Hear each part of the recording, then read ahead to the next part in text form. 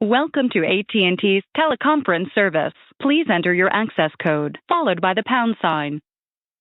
To join the conference, as the host or co-host, press star. Otherwise, press pound. Your conference will begin momentarily. You are being placed on hold until your conference begins.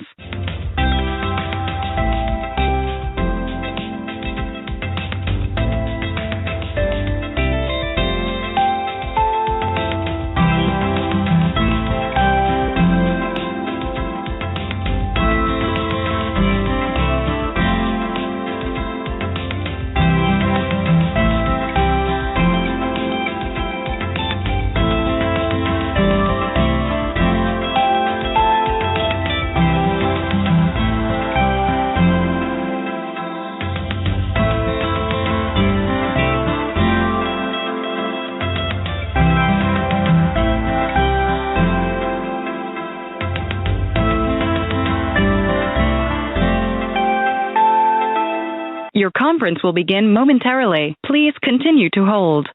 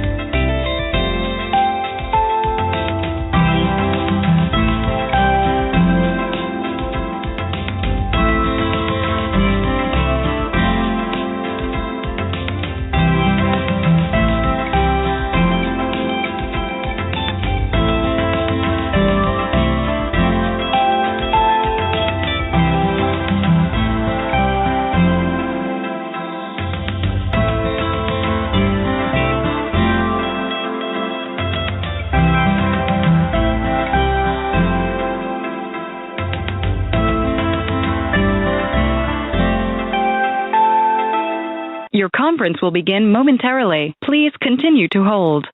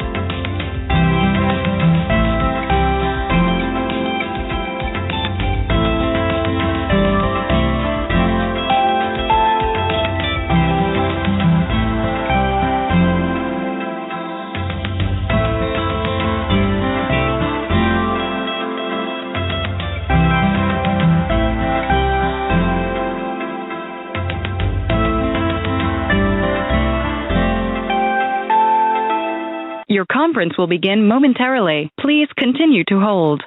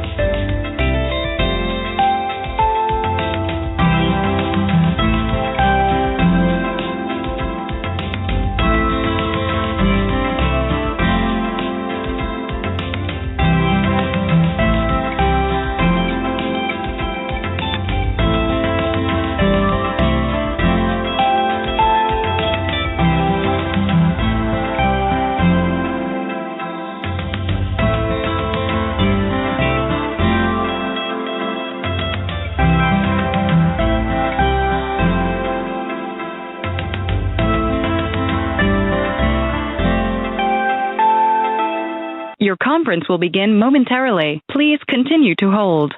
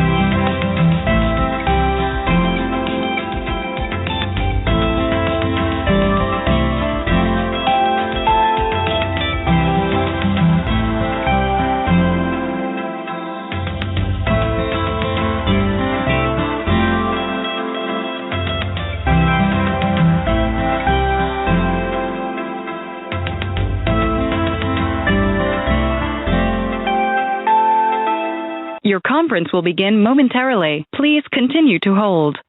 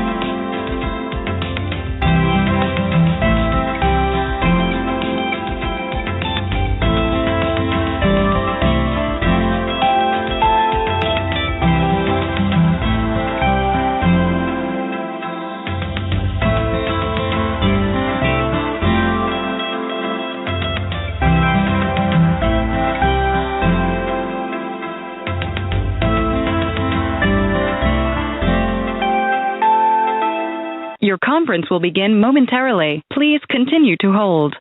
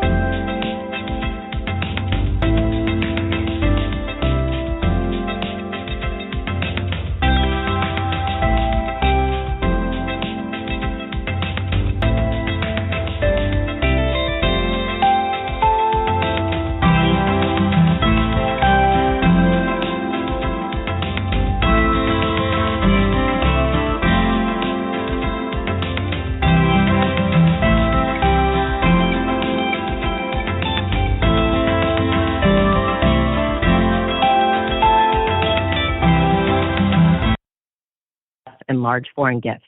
Mouthful. These proposed regulations address Internal Revenue Code Sections 643I, 679, 6039 Cap F, 6048, and 6677. The hearing is being held at the IRS Auditorium at 1111 Constitution Avenue Northwest, Washington, D.C. Participants are attending both in person and by teleconference. The government panel today consists of myself, my colleague Ava Wolf, who's a senior attorney in Branch 1 of the IRS Office of Associate Chief Counsel International, and Natalie Punchak, who is an attorney advisor in the Office of Tax Policy at the Department of Treasury. We were all actively engaged in the development of these proposed regulations, and we look forward to hearing from our speakers today. We have 2 in-person speakers today and 4 telephonic speakers. There were some last-minute changes, so I hope I have that correct. First, we will have Alden II and Karen Brodsky from the American Institute of CPAs, the AICPA. Second, we will have Kevin Matz from the American College of Trust and Estate Counsel, ACTEC. And on the phone, we will have first Dennis Haszho, second Rebecca Lammers from Democrats Abroad, third John Richardson from Stop Extraterritorial American Taxation, and fourth and last, Gary Carter. Each speaker or group of speakers will have 10 minutes to present, after which Natalie, Eva, and I may ask the speaker questions, or we may not. For those in person, there is a timer, which is going to be up here when you're on the podium speaking. And there's a lighted indicator that will turn green, yellow, and then red. And when the light turns green, you can go ahead and begin to speak, and the light will turn yellow, indicating that you have 3 minutes remaining. And when the light turns red, your time to present is over. And for those on the phone, you will be muted after 10 minutes, whether you have finished speaking or not. So please ensure that you provide your input during those 10 minutes. There may be a 1-minute warning, although I'm not entirely certain. With that, I think we're finally ready to begin, and we can turn it over to our first speaker, Alden and Karen Brodsky.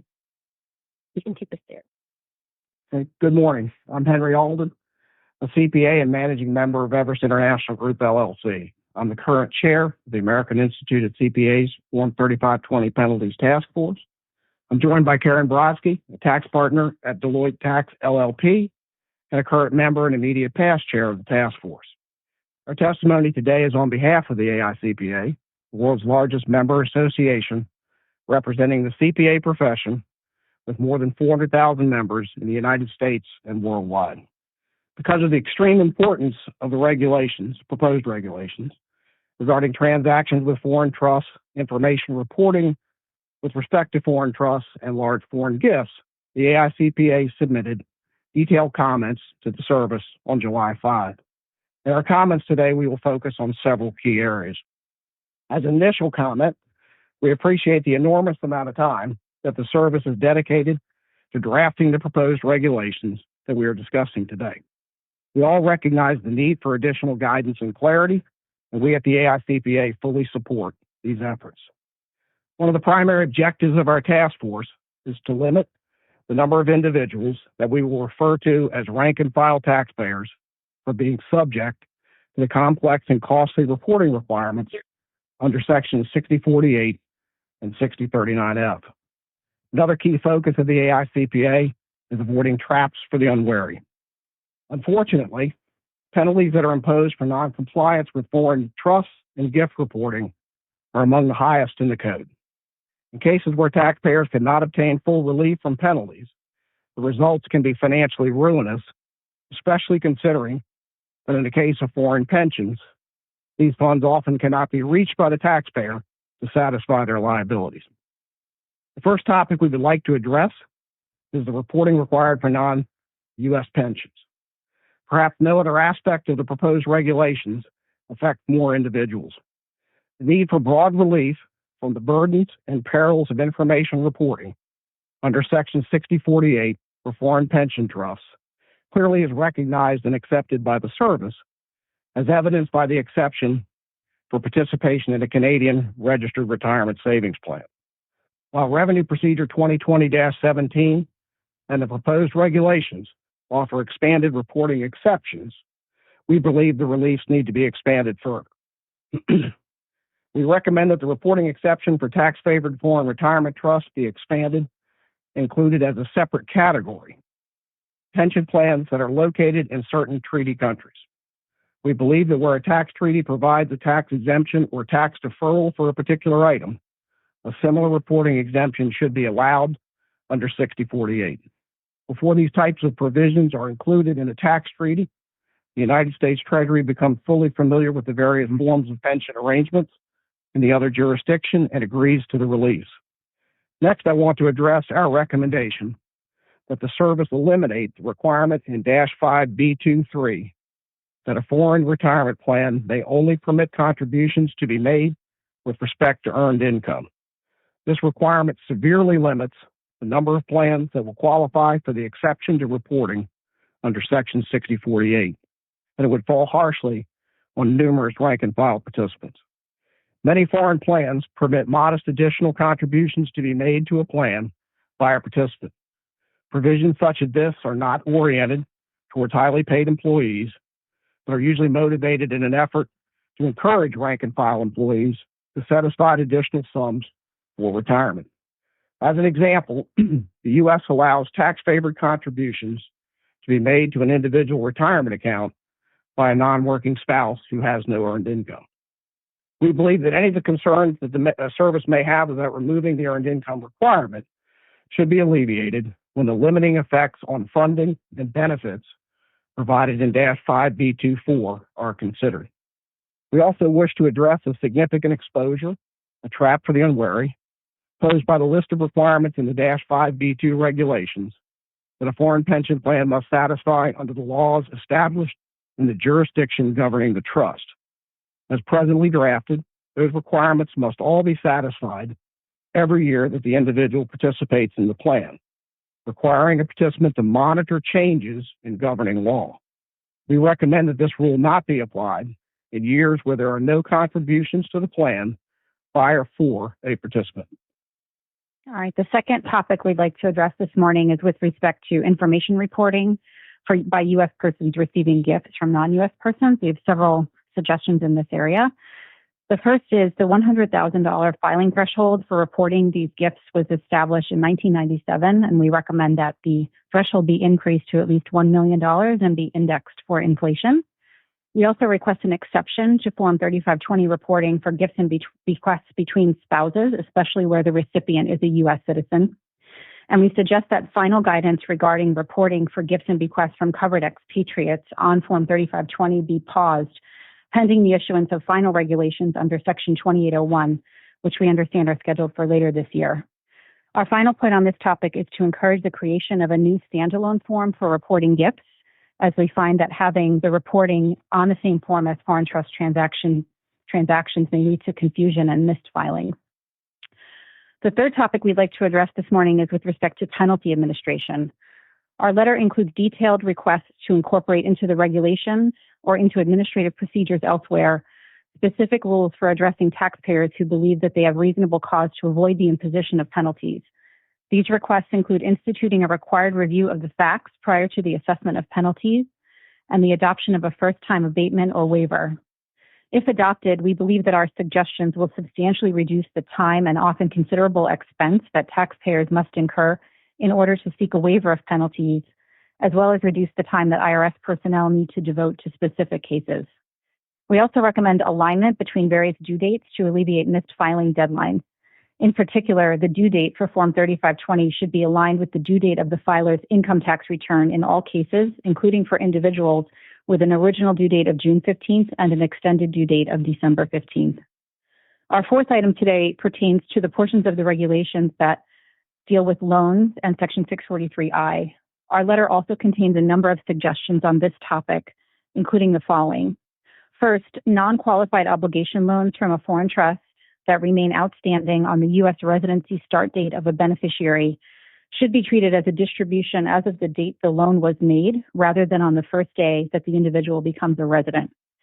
We believe that the proposed regulations assume an unreasonable level of knowledge or information sharing between trust beneficiaries or between a trustee and a grantor or beneficiary regarding transactions that these individuals may not have been party to and which may result under the proposed regulations in deemed distributions. We request that the service consider incorporating the various suggestions from our letter when finalizing the regulations, including exceptions for bona fide loans and loans that the beneficiary or grantor were not party to. In addition, the proposed regulations address the application of previously taxed earnings and profits, or PTEP rules, in cases where a loan is made to a trust beneficiary by a foreign corporation that is subject to the CFC or PFIC rules. This was an area of considerable uncertainty, and we are pleased that this is addressed in the proposed regulation. However, there remains uncertainty regarding the taxation of actual distributions, and we recommend that PTEP be addressed in this context as well. Our fifth topic this morning is with respect to methods used to compute U.S. income tax on distributions from foreign trusts. Our comments on this topic in our letter should be read in the context of our view that a U.S. beneficiary receiving and reporting a distribution from a foreign trust should be able to utilize the actual method in as many cases as possible. Our final point today is a request for the service to provide definitive guidance on how certain types of widely used non-U.S. entities should be classified for U.S. tax purposes. Clarity with respect to properly classifying an entity will provide certainty regarding the related reporting requirements and will encourage compliance. Thank you again for all your efforts in this area and for the opportunity for us to speak to you today. The AICPA Foreign Trust Penalties Task Force will be pleased to continue our dialogue on any of these issues. Thank you. That's time. So second, we will have Kevin Matz from ACPA. Hello, I'm Kevin Matz, a partner, private clients trust and states partner at Aaron Foxship in New York City. I'm presenting today on behalf of the American College of Trust and States Council, ACTA. I want to thank Treasury for putting together the very detailed regulations, proposed regulations in this very complex area. It recognizes a tremendous amount of work. ACTA submitted comment letter. I'm going to focus on three primary areas. So the areas I'm going to focus on are as follows. Number one, that the proposed definition of qualified obligation set forth in proposed regulation 1.643I-2 should be liberalized. Second, that Treasury and the IRS should adopt a more lenient approach when considering penalty abatements in connection with taxpayer reporting in IRS Form 3520 and 3520A. And then thirdly, and this is actually an area to the side of proposed regulations, but actually permeates all of it, we suggest that Treasury Regulation 301.7701-4 should be amended to add a new provision that provides that an entity or arrangement that functions similar to a U.S. ordinary trust as described in Treasury Regulations Section 301.7701-4A can elect to be classified as a trust for federal income tax purposes, similar to the rules that apply, the check-the-box rules that apply for eligible business entities, whereby they can elect classification under 301.7701-3A. So the first point, again, proposed definition of qualified obligations should be liberalized. Statutory background, Section 643I treats a loan from a foreign trust to a U.S. grantor or beneficiary of the trust, or, and this is very significant, to a person who's related to a U.S. grantor or beneficiary, as being a distribution to the U.S. grantor or beneficiary, except it's provided in regulation. Now, to the extent of the required distribution treatment results in the attribution of a portion of the lending trust's current and previously accumulated income to the borrower, there's concern here that the application of Section 643I to the borrower, who in fact has an enforceable note on same terms, may just violate an due process clause under the analysis of the Harper versus Tax Commissioner of Wisconsin case, and more recently under Moore versus United States, both of which are U.S. Supreme Court decisions. Now, perhaps anticipating the possibility of such a due process challenge, Congress, in enacting 643I, granted the Treasury the authority to create exception to the application of Section 643I and stated its expectation that Treasury would use this authority to create an exception for arm's length loans reasonably expected to be repaid. Treasury, in fact, exercised this authority in proposed regulation Section 1.643I-2A by providing that a loan of cash will not be treated as a Section 643I distribution if the loan is in exchange for a qualified obligation. The proposed regulations describe it as a set of stringent requirements for an obligation to be treated as a qualified obligation, including, among others, The requirements of the loan have a term that does not exceed a term of 5 years. Now, ACTEC suggests that the definition of qualified obligation be liberalized in order to better achieve the consistency with congressional intent, in order to provide the exceptions to Section 643I's application that may in fact be necessary to survive a due process challenge. As set forth in ACTEC's comment letter, they include, among others, the following. Number one, requiring that the 5-year maximum duration be extended to or substitute for that a 30-year term. Second, eliminating the requirement that the loan be denominated in U.S. dollars as opposed to foreign currency. Third, eliminating the requirement that the interest rate on the loan not be in excess of 130% of the applicable federal rate. And fourth, requiring a beneficiary's actual knowledge in connection with loans to related persons before extending the period for assessment. Second topic I want to discuss concerns a more lenient approach to penalty abatement, and I'll request that that be adopted for taxpayers reported on the IRS Forms 3520 and 3520-A. As was discussed by the AICPA presenters, the proposed regulations impose upon taxpayers a general obligation in Form 3520 to report foreign gifts received that exceed an aggregate amount of $100,000 in taxable year. If you don't do that, failure to report could subject the taxpayer to penalties of 5% a month for the amount of not reported, without going up to possibly as much as 25% in the aggregate. In addition to this quote-unquote gift penalty, the IRS can also assess tax consequences upon the receipt of foreign gifts based on all facts and circumstances presented. Now, this gift penalty is problematic due not only to its high effective penalty amount, but also as a result of the manner in which it be applied by the IRS according to the penalty handbook of its Internal Revenue Manual.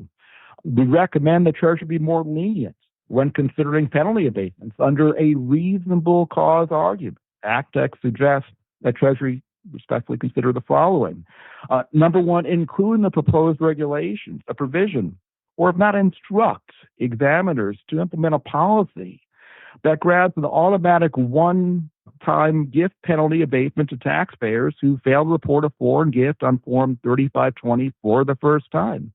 We also suggest abatement where there's no evidence of tax avoidance purpose, in cases where the taxpayer has a history of tax compliance, where there's no unreported income, and also when the taxpayer received erroneous advice from a tax professional. Bear in mind, this is a very complex area.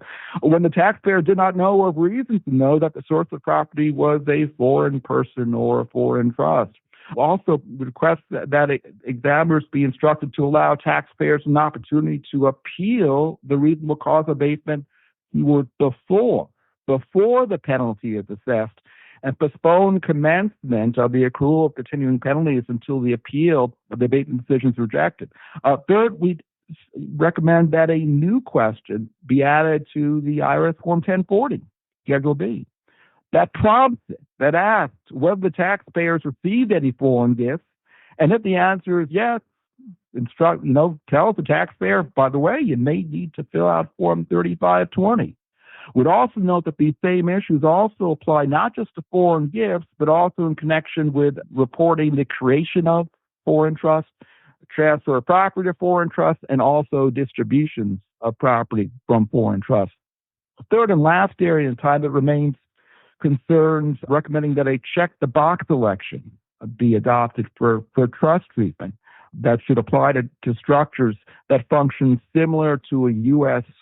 quote-unquote ordinary trust. Now, the proposed regulations address in part transactions with foreign trust, yet, as mentioned at the outset, there remains significant uncertainty whether certain foreign structures, such as usufructs, fideicomisos, diphthongs, and foundations, are considered trusts for U.S. tax purposes. Now, many of these structures are established in civil law countries that do not recognize trusts at all, and instead have enacted legislation to permit the establishment of structures that are similar to trust. Again, these are in many cases civil law jurisdictions. Now, we recommend that Treasury Regulation 301.7701-4 be amended to add a new provision. So this is not comments on the existing proposed regulations. This is broadening its scope.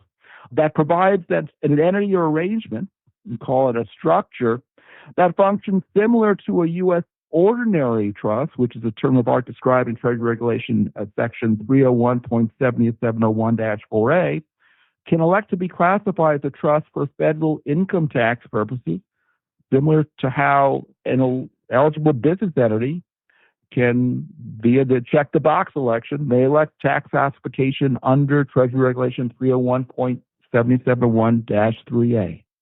I thank you all for your time and attention, and that concludes my comments. Thank you. Thank you very much. Thank you to our in-person speakers. Next, we will have our telephonic speakers. So first, we will have Dennis Haszho. And Dennis, please correct me if I am mispronouncing your last name. Thank you. The name is Haszho. It's misspelled on the list of speakers as ending in HO, but it ends in KO, so you've got it correct. So thank you for the opportunity to speak. I am a 56-year-old electrical engineer, patent attorney living in Ottawa, Ontario.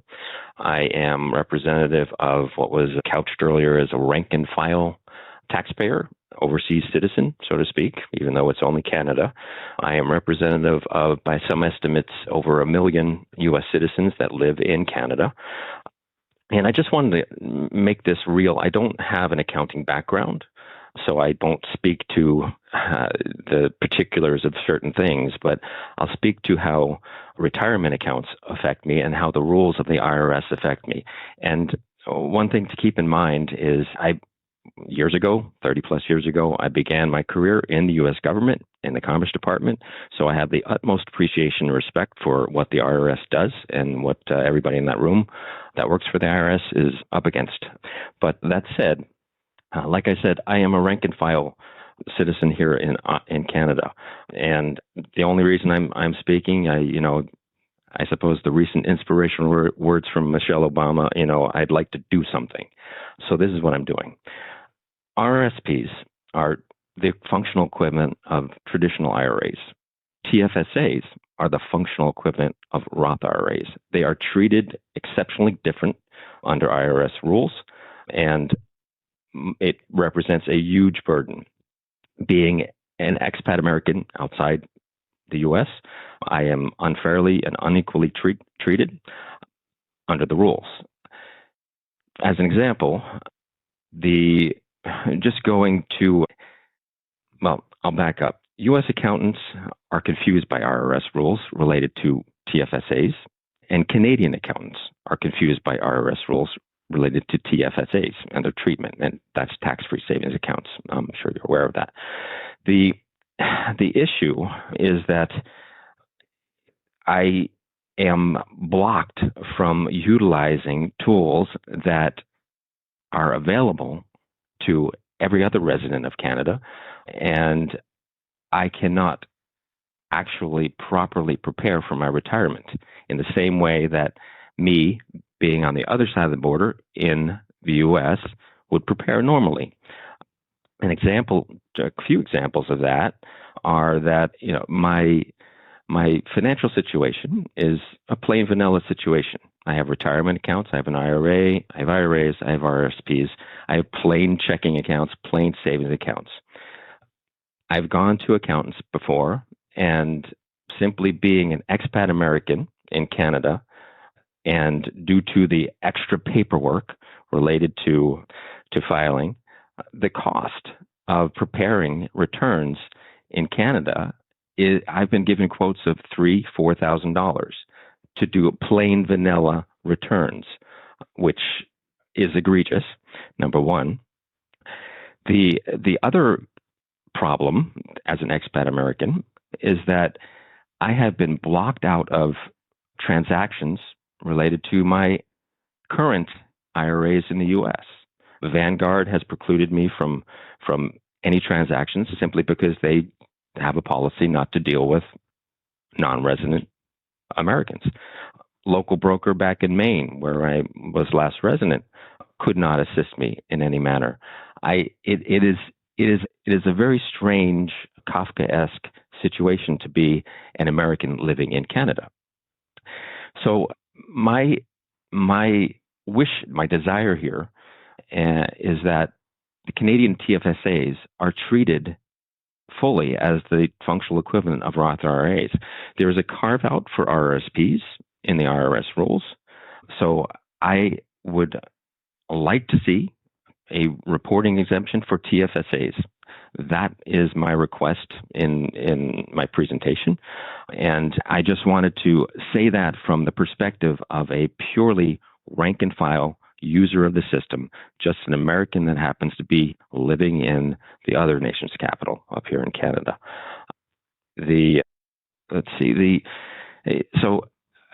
Overall, that's the biggest concern of mine. TFAs are not private trusts created to hide assets. They are a tool that's out in the open, that is heavily regulated in Canada. I'm aware that there's a lot of information shared between CRA and the IRS. There is absolutely no reason why TFSAs could not be treated the same way that Roth IRAs are treated. And the reporting requirements for TFSAs currently precludes me from utilizing that tool. And I know dozens of other expat Americans in Canada that have the same issues. And like I said, I am just rank and file representative of over 1 million Americans by some estimates that live in Canada. So thank you for listening to that, and I'd be happy to entertain any question. Thank you, Mr. Haszho. I will turn to my panelists now since we have our telephonic speakers to see if anybody has any questions. Thanks, Laura. Mr. Haszho, can you hear me okay? Yes. Okay. I just have one question. So you brought up the Canadian TFSA. As I'm sure you are aware, -5B4 of the 6048 reg sets forth a new category of exemption, the tax-favored foreign de minimis savings trust. It's a long name, but do you read that exemption as applying to and excluding from the 6048 reporting TFSAs that are treated as foreign trusts? And if not, it would benefit us to know why not. And just to refresh you, I think the key distinction between the de minimis savings trust category and the retirement trust category is that the former doesn't need to have been established to operate for foreign pension or retirement benefits. So there's not that requirement, but there is an aggregate value of the trust requirement. So the value can't exceed $50K at any time during the year.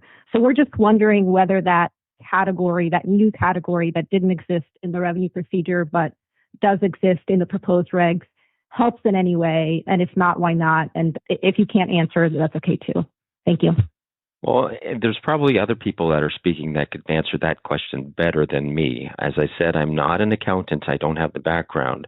But one of the things that is a constant is that there is not enough education, not enough distribution of the realities to accountants. So accountants are clueless in Canada regarding these matters.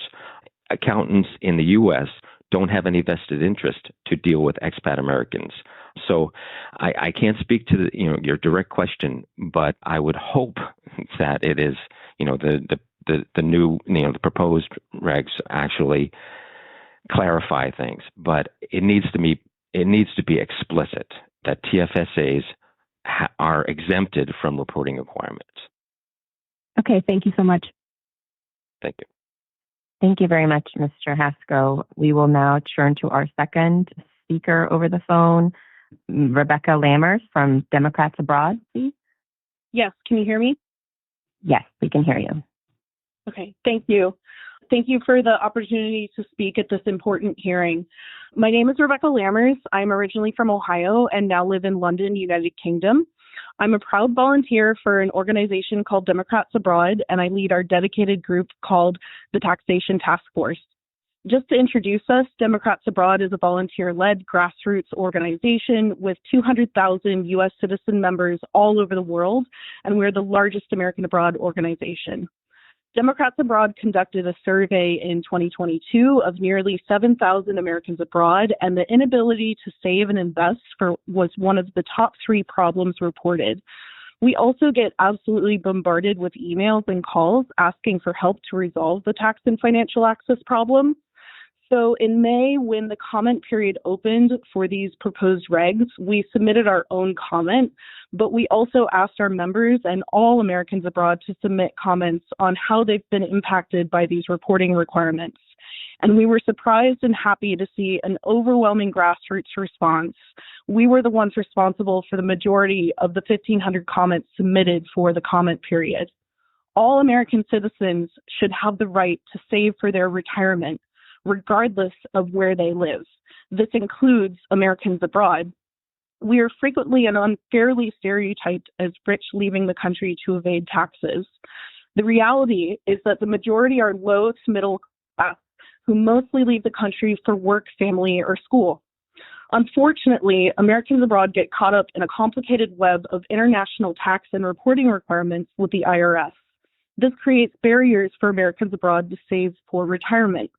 One of the biggest issues is that some non-U.S. pensions may be reportable as, quote, foreign trusts to the IRS. This triggers reporting on Forms 3520 and 3520A. But our pensions aren't foreign trusts. They're just pensions. Many of us do not understand why our retirement and savings accounts may be classified as a trust in the first place. Many countries don't even have trusts. So for the U.S. to view these financial products as trusts just doesn't make sense from the start. And what is foreign from a U.S. perspective is local for us. Many Americans abroad have no other choice than to save in a savings or retirement account in their country of residence. Some countries don't even allow opting out for an employer pension plan. And sending retirement savings back to the U.S. is generally not legally possible due to local statutes and regulations. So because of the confusion about whether a local to us non-U.S. retirement or savings plan is or isn't deemed a foreign trust from the U.S. side, many people end up putting off saving for their future retirement. This particularly disadvantages low and middle income Americans abroad who are the least able to pay for professional advice and may end up without adequate savings at retirement. For taxpayers abroad, the level of awareness of this obscure reporting requirement is minimal at best. An American abroad's first port of call is frequently their local embassy or consulate, but they don't provide any support. That's the IRS's job. But if you look at the quintessential guide for taxpayers abroad, IRS Publication 54, there is no mention of this. Many file their tax returns simply not knowing they are subject to reporting of their non-U.S. pension, or once they find out, live in fear given the lack of clarity around the reporting requirements and potential penalties. This is a breach of the first of the Taxpayer Bill of Rights, the right to be informed. Not filing foreign trust forms also comes with a risk of devastating penalties. It's like Russian roulette whether the IRS will take a third of someone's life savings for a genuinely innocent filing mistake. So once you know about it, there's still confusion on what's reportable. Like when a taxpayer seeks guidance on how to report their non-U.S. savings or retirement accounts, one can speak to multiple different tax preparers and they will all have a different interpretation of whether a particular account is subject to foreign trust reporting or not. Tax professionals themselves admit not understanding these reporting requirements. They will disagree on whether many of these accounts fit the definition of a trust or not, and so some people go ahead and report them anyway in the abundance of caution due to fear about the risk of life-changing penalties. Nothing is clear. Everything is ambiguous. If there's no consensus, even in the expat tax professional community, how is someone supposed to know if the way they're advised to report is correct? This is at its core one of the major problems with both the current practice and the proposed regulation. Individual taxpayers do not have the capacity to determine whether their retirement plan would be considered a, quote, qualified tax-favored foreign retirement trust. Their only option is to pay for an opinion from an accountant or a lawyer, which is only an enormous financial burden, but also provides only an opinion, which may or may not be disputed later. And tax professionals tell us that individual taxpayers are typically unable to complete Form 3520 on their own because it's just too complicated. This forces taxpayers into paying a professional and adds an additional $200 to $600 to their already complicated and expensive tax preparation costs. Just to point out that non-U.S. savings and retirement accounts are already reported on, quote, specified foreign financial assets on Form 8938. So foreign trust reporting on 3520 and 3520A adds no value from a tax administration perspective. We believe that non-U.S. retirement and savings have been accidentally caught up in the foreign trust regulations, and it wasn't intended for these accounts to be subject to foreign trust reporting in the first place. The background section preceding the proposed regulations did a great job summarizing the legislative history. Congress implemented foreign trust reporting to combat abusive tax schemes where U.S. resident taxpayers were using foreign trusts to transfer large amounts of assets to tax havens. It was clearly not the intent of Congress to regulate or penalize non-U.S. pensions or retirement accounts. If they had intended that, they would have said so. The law is clear, but the regulations are not. Even the attempts in these proposed regs are unclear. So the proposed regs aim to reduce reporting requirements by introducing exemptions for, quote, tax-favored foreign retirement trusts and, quote, tax-favored foreign non-retirement savings trusts. What a mouthful. But we still think the proposed regs will result in continued ambiguity and confusion. The uncertainty inherent in the statute and the proposed regs is a major issue for taxpayers, professional preparers, and for the IRS itself. We must ensure that pensions are treated as what they are, pensions. So the proposed regs do not address the core of the problem, that non-U.S. pensions shouldn't be treated as a trust. These proposed regs are a good step in the right direction, but we still have some major concerns. On a high level, it feels like we're trying to fit a square peg in a round hole. First, because the proposed regs still treat non-U.S. pensions as foreign trusts when they're not. But secondly, because non-U.S. pensions have rules and regulations that function in a way that makes sense for residents in their country. So, for example, there's an attempt in the proposed regs to allow limited contributions from unearned income, but it still limits Americans abroad from being able to contribute from certain other sources allowed in some countries. Another issue, it's not clear if the various monetary thresholds apply on an individual basis or based on the account limit. And then how is someone supposed to stay within the contribution limits if they don't control currency fluctuations? These areas need to be addressed to provide the clarity that Americans abroad are so desperately seeking from the IRS. Additionally, we have two key recommendations that may fall out of the anticipation scope for these regs, but I think are worth mentioning here anyway. First, the regulations should state the general presumption that trust reporting is not required for non-U.S. pensions and retirement accounts. All non-U.S. pensions are reportable in Form 1 minute remaining already. So the foreign trust reporting is duplicative and can be eliminated without material loss of transparency. The IRS can reserve the right to specify any particular schemes that are deemed to be problematic, like the Malta pension, and should be separately reported. Secondly, clarify which accounts do and don't need to be reported. If this is too arduous a task, then at least start with the top 10 countries with the largest U.S. citizen populations: Mexico, Canada, the UK, Germany, Australia, Israel, South Korea, France, Japan, and Spain would be a great start. This is the level of clarity that would be required for ordinary low to middle income Americans abroad to be able to understand and comply with the rules. So to summarize, we want clarity and we want to be informed, but more to the point, we want our pensions to be treated as pensions and not caught up in these foreign trust reporting requirements. Thank you again for holding this hearing, and I greatly Thank you, Ms. Lammers. Do you have any questions? Thank you very much. We will now move on to the third speaker on the telephone, Mr. Don Richardson from South Extraterritorial American Taxation. Mr. Richardson, are you on the line? Hello? Mr. Richardson, can you hear us? Yes. Yeah, I can hear you. Can you hear me? Yes, we can now hear you. You have the floor, sir. Okay, wonderful. Okay, so good morning. Thanks for the opportunity to participate. And thank you for all my predecessors. I'm going to modify what I was planning to say a little bit, okay, to just play off other things that have been said. First of all, I absolutely agree and applaud the content of every speaker up until now. If anything, I think that perhaps they haven't gone far enough in expressing the difficulties for Americans abroad, but I'll get to that. Anyway, I'm John Richardson. I am here today on behalf of SEAT, Stop Extraterritorial American Taxation Now, which is sort of an educational advocacy organization. My comments then necessarily are from the perspective of Americans abroad, and therefore I will speak only to proposed regs in relation to 648 and 639F. I'm going to go with 648 first because if I run out of time, I simply reiterate every single thing that has been said in relation to the foreign gift rules.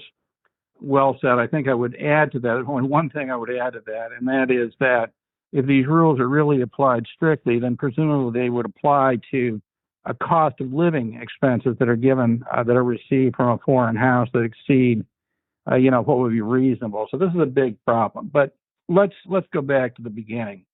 This all started with the 1996 amendments to the Internal Revenue Code. We know what was going on, and we know what Section 648 was designed to remedy, and that specifically was U.S. residents who were moving money outside of the United States into foreign trusts, keeping them out of the U.S. tax system, etc. There was no indication, I don't even think a thought, as to how this stuff might apply to Americans abroad.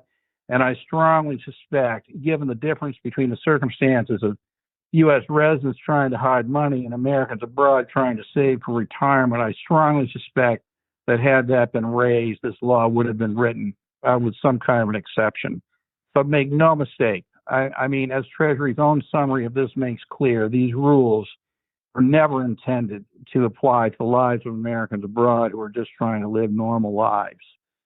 As Rebecca said, there's no question that this causes Americans abroad huge stress and anxiety. What it amounts to is a certain penalty for undefined, uncertain conduct, and people will actually refrain from responsible financial planning. I hear Americans say, I can't do financial planning. I'm an American, I can't. And this is obviously ridiculous. Americans abroad, because of the uncertainty, live what I would call not under the sword of Damocles, which we all have heard of, but I would say rather the sword of penalties. And I am well aware of people who've renounced U.S. citizenship over only the Form 3520 filing issue, being frightened of getting a penalty.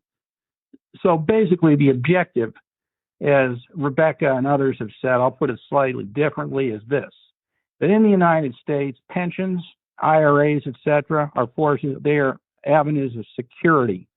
For Americans abroad, pensions, tax-favored savings accounts, basically are a source of anxiety. And I think the goal has got to be to give Americans abroad exactly the same kind of certainty in relation to their financial planning that U.S. residents have. And the question becomes, how can these proposed regulations facilitate this objective?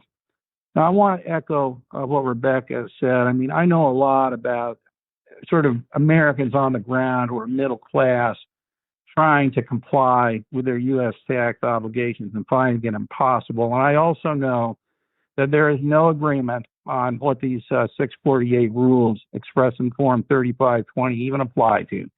Some tax preparers take the position yes, some no. Some take positions without even understanding what the issue is. And very few of them on the retail level that people use, the sort of $500 tax return, which is the low end for Americans abroad, are going to have tax preparers who are to figure this out. One exception, though, we're going to be hearing from CPA Gary Carter in a moment, who has been a real superstar in this area and a great deal of help. So shout out to Gary in advance. At this point, I understand and applaud Treasury for the efforts that it made in 2020 with the 2017 RevProc, and that they continue to make. But rather than see this as a question of trying to figure out the technicalities of how to achieve this, I would suggest that at this point, Treasury has a moral obligation to protect individual citizens, Americans abroad, from a tax compliance industry that has no idea how to deal with this stuff through no fault of their own, which often results in improper filing of Form 3520 one way or the other. And believe me that filing a 3520 when you don't have to, it's not timely, can lead to a penalty in a situation where you never had to file it to begin with. But in any case, my main points here are as follows, and they're separate points, they're in distinct parts. Now, I'm going to go a little further than previous speakers, although I agree with them and Rebecca from Democrats Abroad. But I'm going to say flat out, I would encourage Treasury to adopt a rule that foreign pension plans and accounts that are tax favored under the laws of the country where somebody lives in should be completely exempt from 3520 and the application of 6048. And there's all kinds of reasons for this, but mainly because it's going to avoid the distracting issue of what is a trust, what is not a trust, etc. I mean, does this really matter?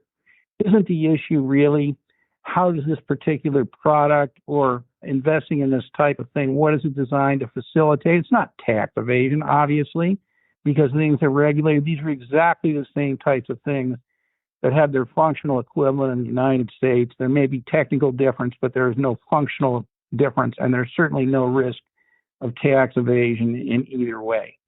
Another reason for the average tax preparer, look, it's time to just understand that this stuff is too difficult for them to figure out. You know, the meaning of trust. I mean, for starters, that means the U.S. meaning of trust. You know, that doesn't mean, you know, what's a trust in Canada or the U.K. or something like that. So that's part of the problem. Secondly, the cost of filing the form is enormous, enormous. Thirdly, as Rebecca points out, it is redundant information. There is absolutely no question in my mind that these things are reportable on Form 8938. All you need to do, if you want more information, is change the directions to Form 8938 to require an annual account balance rather than zero if they're not, you know, presently receiving the pension, which they usually are. And obviously, this is a duplicate information for everybody. Now, RevProc 2017, whatever that was a great start, and Treasury should be applauded for that. However, let me tell you why I think it can't work or can't work very well. First of all, rules too difficult to understand. Okay, taxpayers have trouble, tax preparers have trouble, but more importantly, the rules are applied in relation to products in other countries, and a tax preparer has to understand the rules of the product in the other country. And it is completely unreasonable to expect a U.S. resident taxpayer to take that step to figure out, you know, what are the exact characteristics of a Canadian TFSA, a UK ICE, a Kiwi, a New Zealand Kiwi saver, whatever these things are. So I say again, these things should just be flat out exempted from 6048, 3520 recording without regard to whether they're a trust or not. Now, a model for how to do this. 1 minute remaining. Okay, what you need to do is go to RevProc 2014-55. There's a model for how to do that, how it was done with the Canadian TFSA.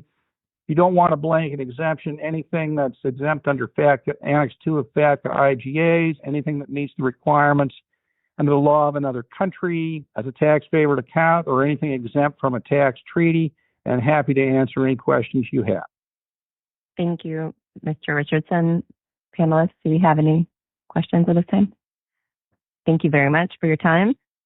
We will now have our fourth and final speaker, Mr. Gary Carter, please. All right. Well, I appreciate the opportunity to speak. I think I'm going to have to speak really fast because I'm going to get cut off here. I'm a CPA practicing in Minnesota. I run a small niche tax firm that focuses primarily on foreign nationals and U.S. expats. My comments are focused solely on Reg 6048-5B relating to U.S. individuals who own foreign tax-favored foreign trusts. My plea is simply to give us certainty in the filing requirements for these accounts. These types of accounts are extremely popular worldwide. So just about every one of my foreign national clients who has decided to work and live in the United States has a potential Section 6048 filing requirement to deal with. None of these individuals are U.S. citizens seeking to hide assets from the IRS. All of them established their tax-favored accounts under the laws and strict control of their home countries prior to becoming United States tax residents. But intent is not factored into Section 6048, so we analyzed the requirements for each client with a tax-favored account to determine if the filing requirements apply. We start by determining if it's an employee's trust eligible for an exemption. If it's not, we then analyze whether it's actually a trust. The term trust is not defined in the Internal Revenue Code, but we do find a definition of a trust in longstanding Treasury Reg 301.7701-4A, which looks to common law principles to define an ordinary trust. I won't take the time to read the reg, but to recap, there must be a trustee who takes title to property for the purpose of protecting or conserving it for beneficiaries under the ordinary rules applied in chancery or probate courts. The general duties of a trustee include a fiduciary responsibility to the beneficiaries. The reg also requires the trustee be in control of the trust investments rather than the grantor or the beneficiaries. Most of the so-called foreign trusts owned by my clients are merely accounts authorized by the governments of the host countries to provide tax benefits. They're not arrangements as described in Reg Section 301.7701-4A, where there's a trustee acting as a fiduciary. So if we see evidence that a foreign tax-favored account does not have the attributes required by Reg 301.7701-4A, we advise our clients that Forms 3520 and 3520A are not required. But there's been virtually no guidance from the IRS on whether any of these accounts are considered foreign trusts in the services view, and most practitioners who are aware of the filing requirements take a very cautious approach. U.S. taxpayers, for the most part, simply want to do the right thing. A case in point, last year I took a case to appeals for late filed Forms 3520 and 3520A, for which the client received 2 CP15 penalty notices. The client had a Canadian TFSA and had been told by his preparer that Forms 3520 and 3520A were required, but the preparer and the preparer's firm did not prepare those particular forms. So the client was simply trying to do the right thing by filling out the forms himself and sending them in, except he was a few days late. He received the CP15 notice about 2 years later, charging him $20,000 for late filing. He came to me for help after submitting a reasonable cause statement, which was rejected by examinations. I suggested that we argue on appeal that the forms were not required in the first place because the TFSA is not a foreign trust. The TFSA is not a separate entity, is no trustee, and consequently does not meet the definition of a foreign trust. When the issue was finally taken up by appeals in 2023, the appellate officer agreed with my argument almost immediately and canceled the penalties and did tell us that this is I'm wasting time. Let me go. Still, an untold number of Forms 3520 and 3520A are prepared annually by cautious tax practitioners and well-intentioned clients who own Canadian TFSAs because of a complete lack of clarity about the filing requirements. Proposed Reg 6048-5B, which presumes to offer clarification and relief from filing for certain tax-favored foreign trusts, I believe it falls short of those goals. The background of the proposed regs explains why tax-favored foreign trusts should be exempt from reporting. These foreign trusts, according to the background, generally are subject to written restrictions such as contribution limitations, conditions for withdrawal, and information reporting under the laws of the country in which they are established that are broadly consistent with the eligibility requirements in the code for U.S. trusts serving similar policy goals.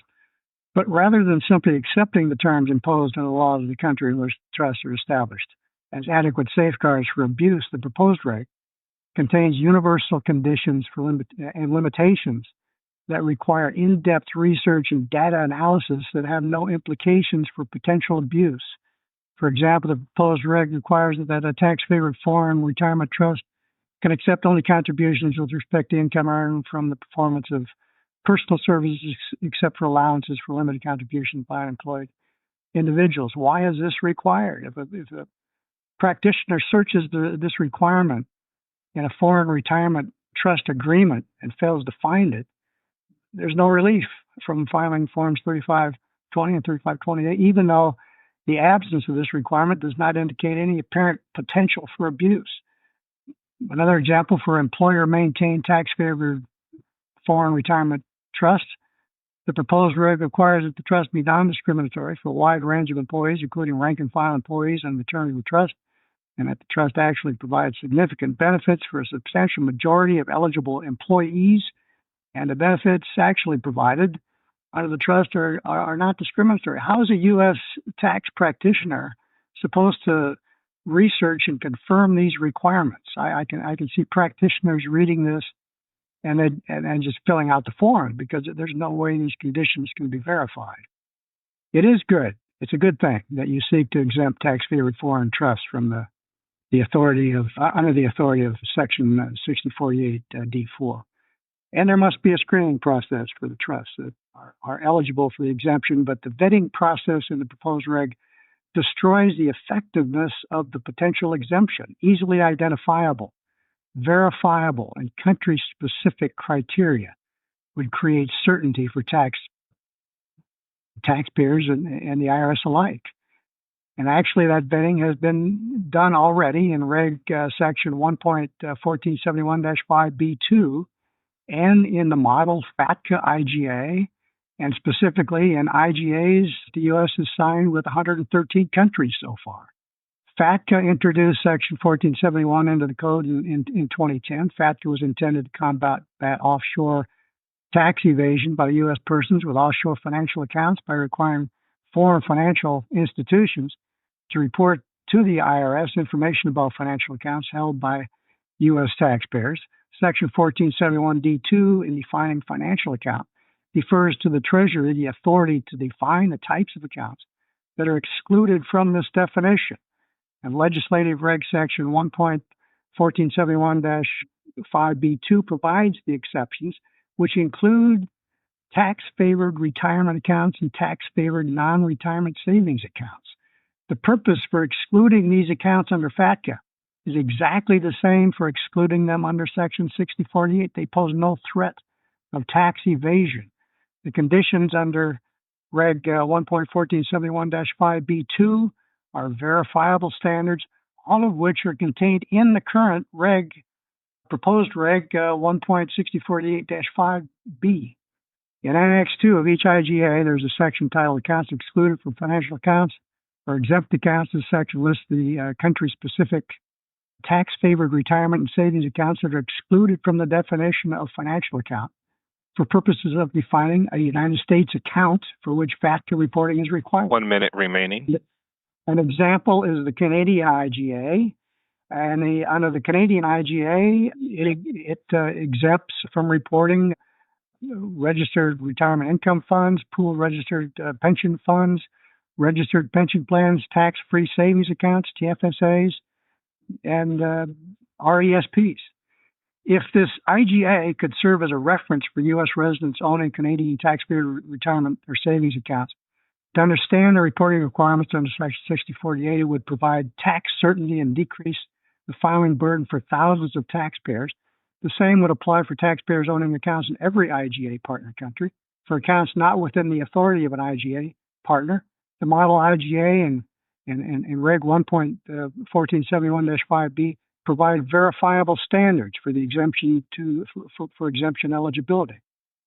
Thank you for your comments, Mr. Carter. Do you have any questions? Excuse me, Ms. Hayes, I am having a hard time hearing you. Can you hear me now? Yes, much better. Thank you. Okay, thank you. Sorry about that. I just was thanking Mr. Carter for his comments and wanted to see if we had any questions, but it sounds like we don't at this time. Okay, those were the speakers that we had scheduled to speak today. Would anyone else care to make a brief comment at this hearing for our consideration? I think that silence is a no. So we thank everyone for attending the hearing, both in person and over the phone, and the hearing is now concluded.